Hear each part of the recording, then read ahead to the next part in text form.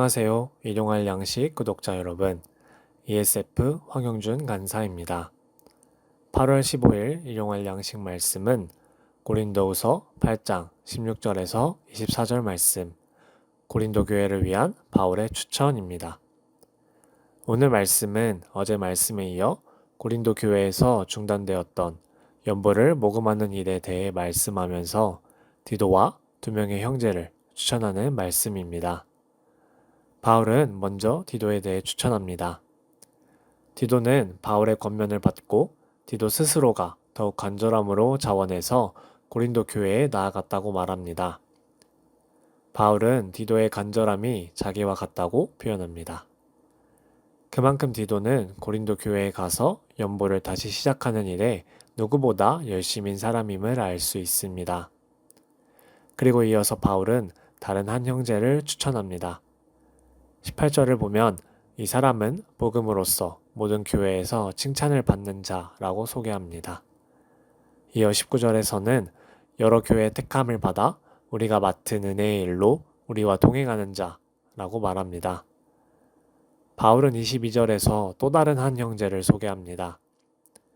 또 그들과 함께 우리의 한 형제를 보내었노니 우리는 그가 여러 가지 일에 간절한 것을 여러 번 확인하였거니와 이제 그가 너희를 크게 믿음으로 더욱 간절하니라 라고 말합니다. 바울은 고린도 교회에 이 세 사람을 보내면서 그들은 믿을 만한 사람이고 자신의 동료이고 너희를 위한 동역자라고 말합니다.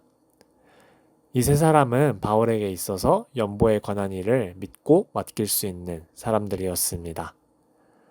누군가가 자신을 믿고 중요한 일을 맡길 수 있다는 사실은 우리에게 큰 힘이 되기도 하고 큰 기쁨이 되기도 하며 위로가 되기도 합니다. 일용할 양식 구독자 여러분은 다른 이들이 중요한 일을 믿고 맡길 수 있을 만한 신뢰할 수 있는 사람인가요? 만일 그렇다면 계속 그 길을 걸어가며 다른 이들의 신앙생활에 도움을 주는 삶의 기쁨을 더욱 누리시기를 바랍니다. 만일 그렇지 못하다면 다른 이들이 신뢰할 수 있는 크리스천의 삶을 살아가면 좋겠습니다. 우리의 삶이 다른 이들의 신앙생활에 좋은 영향을 줄 수 있다면 그 사실은 우리에게 참 기쁨과 행복이 될 것입니다. 바울이 이 세 사람을 신뢰할 수 있는 사람이라고 추천했던 이유는 연보에 대해 더욱 조심하기 위함입니다. 분명 다른 이들을 위한 헌금은 중요한 일이면서도 선한 일입니다. 24절에선 바울은 연보를 너희의 사랑이라고 표현합니다. 그러나 20절을 보면 이러한 선한 일에 비방하는 사람들이 있었습니다. 아마 이런 사람들은 어제 말씀인 8장 전반부에서 언급되었던 연보에 대한 오해를 가진 사람들 같습니다. 이런 상황에서 사도 바울은 더욱 신뢰하고 믿을 수 있는 사람을 고린도 교회에 보냈습니다. 바울이 추천한 이 세 사람을 통해 고린도 교회가 안심하고 연보를 진행할 수 있도록 믿을 수 있는 사람을 보낸 것입니다. 이 사람들이 연보를 진행한다면 선한 뜻이 계속 유지될 수 있다는 신뢰가 있었기 때문입니다. 우리의 삶도 비슷한 것 같습니다. 우리가 선한 일을 하려고 하면 분명 어려움이 따라오는 것 같습니다. 그럴 때면 억울하기도 하고 포기하고 싶어지기도 합니다. 그러나 그런 때일수록 우리는 신실하시고 선하신 하나님을 기억해야 합니다.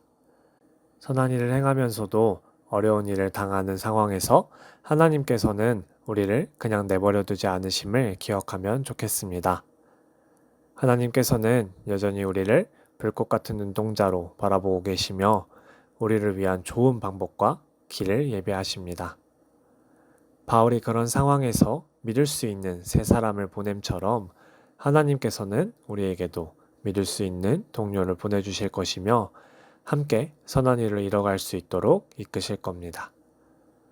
오늘 말씀에서 하나님께서는 우리가 다른 이들에게 추천받을 수 있는 사람이 되기를 바라시며 더 나아가 선한 일을 할 때 그 일을 완성할 수 있도록 도우심을 알게 하십니다.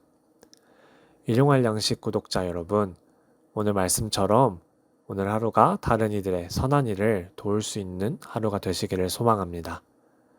선한 일을 할 때 어려움이 있을 수도 있지만 하나님께서 예비하신 사람을 통해 이루어 가시는 은혜를 더욱 누리는 하루가 되시기를 소망합니다.